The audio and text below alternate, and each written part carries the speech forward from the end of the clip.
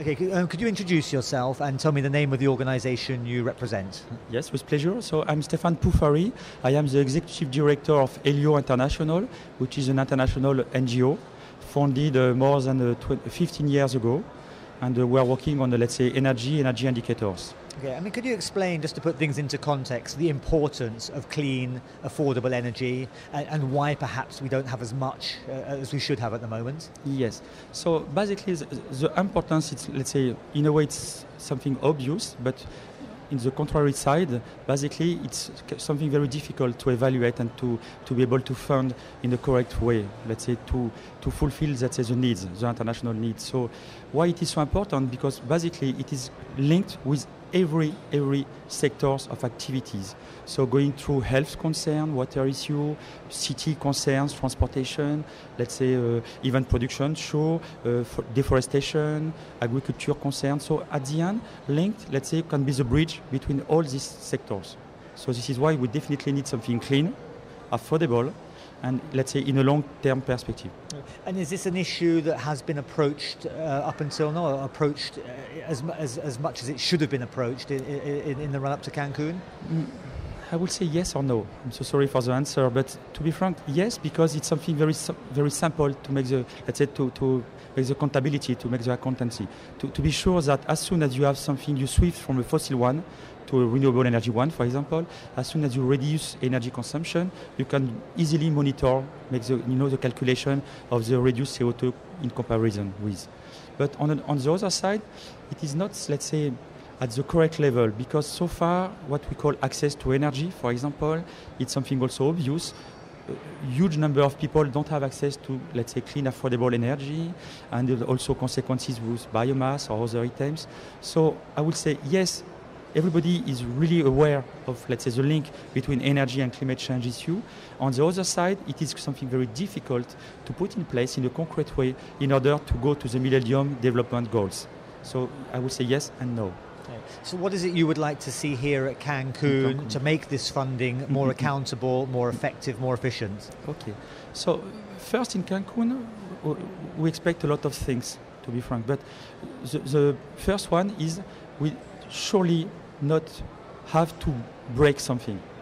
This has to go on, because we will have a lot of, let's say, another opportunities to go and to fix, let's say, concrete objective. But so far, we have also a lot of things which is working not so bad, even if they need to be improved.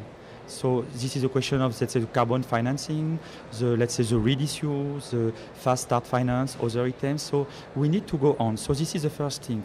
I will say regarding energy issue, my main concern here today in Cancun regarding your question is if we just have really access to this huge amount of additional fund, hopefully it will be additional ones, but let's say, okay, there are additional funds going through this issue.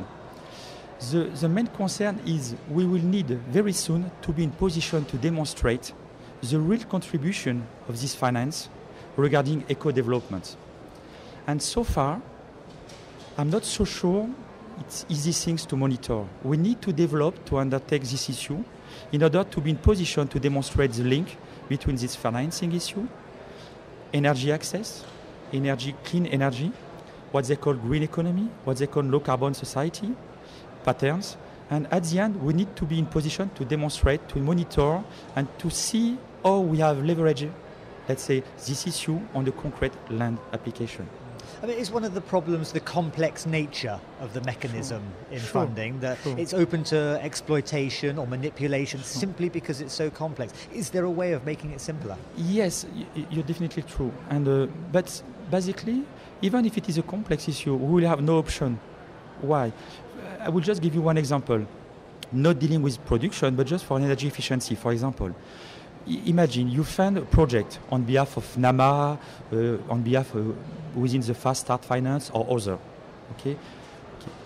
You imagine you improve the energy efficiency, but if you are not, let's say, in control of the overall package, you will not be in position to report the real contribution to the abatement of greenhouse gases emissions. So at the end, it's a full package you need to implement, a full comprehensive package. And the way we think is if we are in position to have, let's say, appropriate, even if they are macro at the beginning, indicators, it will be more easy for a funder to go on this issue because, for example, going back again to the building sectors, it's almost 40% of the global amount of greenhouse gases emission.